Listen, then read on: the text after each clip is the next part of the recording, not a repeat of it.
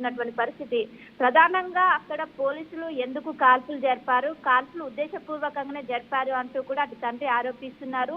ఈ మధ్య కాలంలో అటు అమెరికాలో గన్ కల్చర్ అనేది ఇటు ఎవరైతే ఇండియన్ వాసులు ఉంటారో, ఎవరైతే ఇండియన్స్ ఉంటారో వాళ్ళని టార్గెట్ చేసుకుంటే ఈ మధ్య కాల్పులు అనేవి ఎక్కువగా జరుగుతున్నాయి. అందులో భాగంగానే మా కొడుకుపై టార్గెట్ చేసి ఖచ్చితంగా ఏదైతే దాడి కావచ్చు, రూమ్మెంట్స్ లో గొడవ అనే చిన్న గొడవకు అంత పెద్ద స్థాయిలో కాల్పులు జరపాల్సిన అవసరం ఏంది, కావాలని చేశారంటూ ఒకవైపు తండ్రి కూడా ఆరోపిస్తూ అటు కేంద్ర రాష్ట్ర ప్రభుత్వాలు ఇద్దరు కూడా సహాయం చేయాలంటూ కూడా ఒకవైపు కోరుతున్నటువంటి పరిస్థితి కనిపిస్తుంది. ప్రధానంగా 2016లో తను అక్కడికి వెళ్ళాక ఎంఎస్సి పూర్తి చేసిన అనంతరం ఉద్యోగాలను జాయిన్ అవుతూ మొత్తం కూడా సెటిల్ అయ్యారని అనుకుంటున్న తరుణంలోనే ఈ వార్త రావడంతో ఒకవైపు తల్లిదండ్రులు పెద్ద ఎత్తున కన్నీరు మున్నీరు అవుతున్నారు. ఒకవైపు అక్కడ ఉన్నటువంటి రేసిజం ఎదుర్కొంటున్నా ఇక్కడ కొంచెం ఇబ్బందికరంగా ఉందంటూ కూడా ఒకవైపు తల్లిదండ్రులకు గతంలో చాలా సార్లు చెప్పినట్టు కూడా ఒకవైపు తండ్రి పెద్ద ఎత్తున చెప్తున్నారు. దీనికి ఖచ్చితంగా అక్కడ ఉన్నటువంటి ఏదైతే గన్ కల్చర్ లో భాగంగానే నా కుమారుడు మరణించారంటూ కూడా ఒకవైపు తండ్రి పెద్ద ఎత్తున ఆరోపిస్తున్న పరిస్థితి. దీనిపైన ఖచ్చితంగా ప్రభుత్వం స్పందించాలి. ఒకవైపు రాష్ట్ర ప్రభుత్వం కావచ్చు, కేంద్ర ప్రభుత్వం కావచ్చు, రెండు కూడా సమన్వయం చేసుకుంటూ మృతదేహాన్ని ఇండియాకి తీసుకురావాలంటూ కూడా గత 10 ఏళ్లలో రూమ్మేట్ కి తనకున్న సమస్య ఏంటి అంటే రూమ్మేట్ పైన కత్తితో దాడి చేశాడు అని చెప్పి అమెరికన్ పోలీసులు చెప్తున్నట్టుగా మీడియా కథనాల్లో వస్తోంది. సో తన రూమ్మేట్ ఎవరు, అసలు రూమ్మేట్ తో ఉన్న విభేదాలు ఏంటి, తనపై ఫుడ్ పాయిజన్ చేశారని కూడా గతంలో లింక్డ్ఇన్ లో పోస్ట్ చేసుకొచ్చాడు ఆయన. సో రూమ్మేటే ఫుడ్ పాయిజన్ చేశాడా, తనకి ఫుడ్లో విషయాన్ని కలిపాడా, లేదంటే రూమ్మేట్ కనుక విభేదాలు ఏంటి తల్లిదండ్రులు చెప్పుకున్నాడా ఈ రోజైనా? రైట్, ఇద్దరు ఫ్రెండ్స్ కూడా గత కొంతకాలంగా అక్కడ నివసిస్తున్న తరుణంలోనే ఇద్దరు కూడా ఏదైతే రేసిజం ఉంటుందో దాని పట్ల ఇద్దరు కూడా అభిప్రాయ భేదాలు ఉన్నట్లు కూడా తెలుస్తుంది.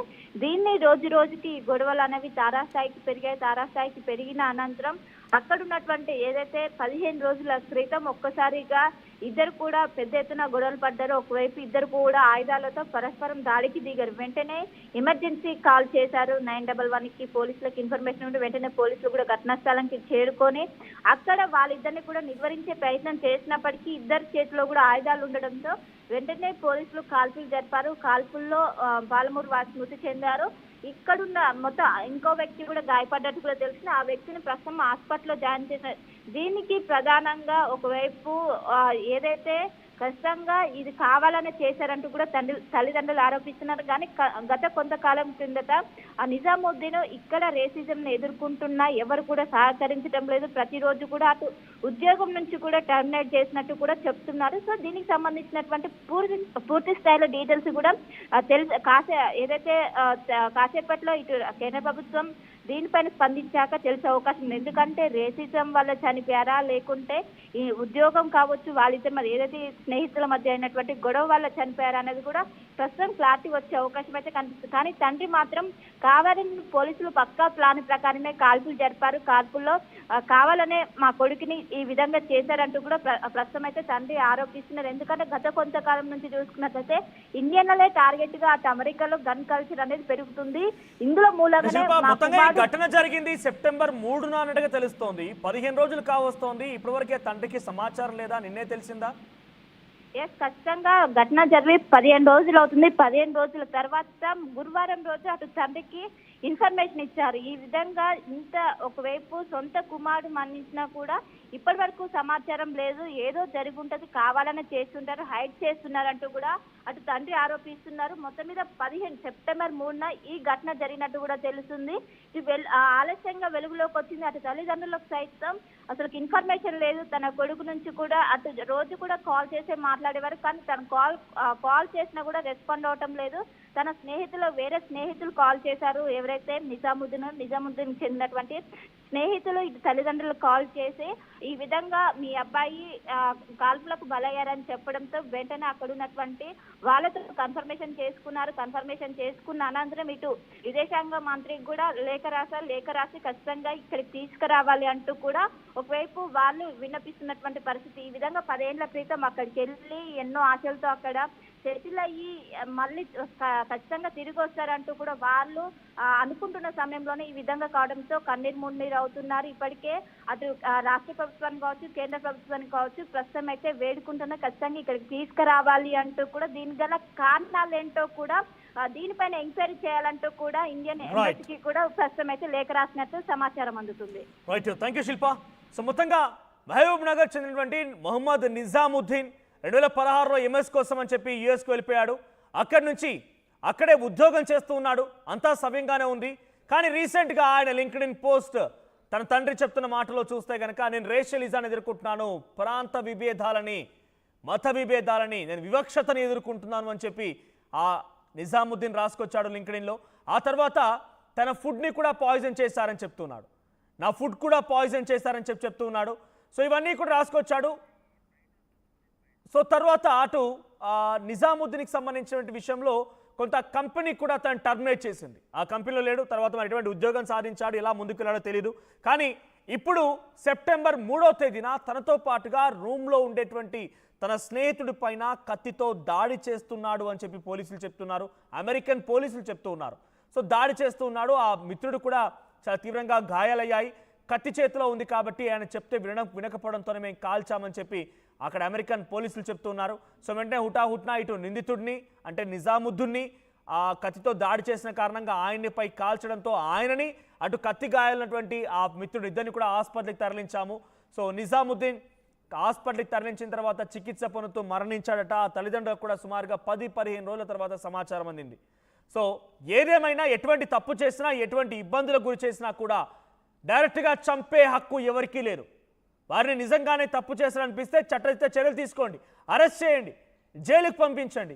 కానీ మరి ఇంత దారుణంగా నిజాముద్దీన్ని పోలీసులు చుట్టుముట్టి గన్తో పేల్చి కాల్చి చంపడం అనేది ఇప్పుడు చాలా సర్వత్రా కొంత ఆందోళన గురి చేస్తోంది. సో ఆయన లింక్డ్ఇన్ పోస్ట్లో కూడా నేను రేషియలిజాన్ని, వివక్షతని ఎదుర్కొంటూ ఉన్నాను, నాకు భారతీయుడు అనేటువంటి ఒక నల్లజాతీయుడు అనేటువంటి విధంగా ఇక్కడ వైట్ మ్యాన్స్ చూస్తూ ఉన్నారు, వాళ్ళంతా నన్ను అలా ట్రీట్ చేస్తున్నారని చెప్పి నిజాముద్దీన్ పోస్ట్ చేసుకొచ్చాడట. సో నిజాముద్దీన్ మాట్లాడిన ఆ చివరి మాటలు కూడా తండ్రి ఇంకా నాకు గుర్తే ఉన్నాయి, నేను ఇక్కడ రకంగా ఇబ్బంది ఎదుర్కొంటున్నాను నాన్న అని చెప్పుకొచ్చాడంట ఆయన. సో రాంగ్ఫుల్ టర్మినేషన్, తనని తప్పుడుగా ఉద్యోగుల నుంచి తొలగించడం పైన ఒక ట్వీట్ చేశారు. ఒకసారి లింక్డ్ఇన్లో ఏం పోస్ట్ చేశారో చూస్తే, I have been a victim of racial hatred, racial discrimination, racial harassment, torture, wage fraud, wrongful termination and obstruction of justice. ఆయన ఏం చెప్తున్నాడు, నేను వివక్షతను ఎదుర్కొన్నాను, నాపై అసహించుకునేవారు, నన్ను తప్పుగా చూసేవారు, నన్ను హరాస్ చేసేవారు, టార్చర్ చేసేవారు, ఇచ్చేటువంటి జీతాల్లో కూడా తప్పుడు జీతం, వేజ్ ఫ్రాడ్, తప్పుడు జీతం ఉండేది, రాంగ్ఫుల్ టర్మినేషన్, నన్ను తప్పుడుగా ఉద్యోగుల నుంచి తొలగించారు, తర్వాత అబ్స్ట్రక్షన్ ఆఫ్ జస్టిస్, న్యాయం జరగకుండా అడ్డుకునేవారు అని చెప్పి కూడా ఆయన తన లింక్డ్ఇన్లో పోస్ట్ చేశారు. ఇదొకటే కాదు, ఎనఫ్ ఈజ్ ఎనఫ్, జరిగిపోయింది, white supremacy or racist white American mentality has to end.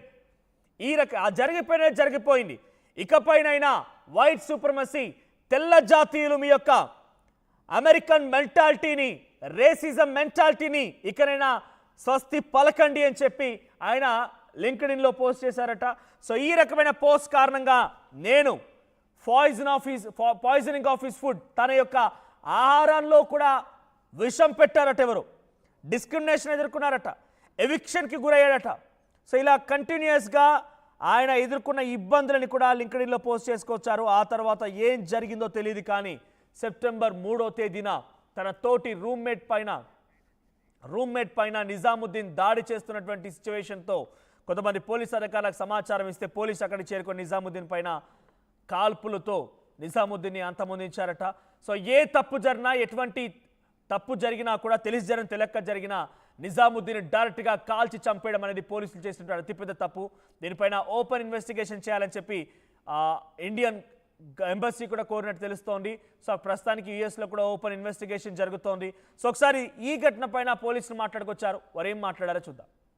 On Wednesday morning at approximately 6:18 a.m., officers responded to a 911 call from a residence on the 1800 block of Eisenhower Drive involving a disturbance between two roommates.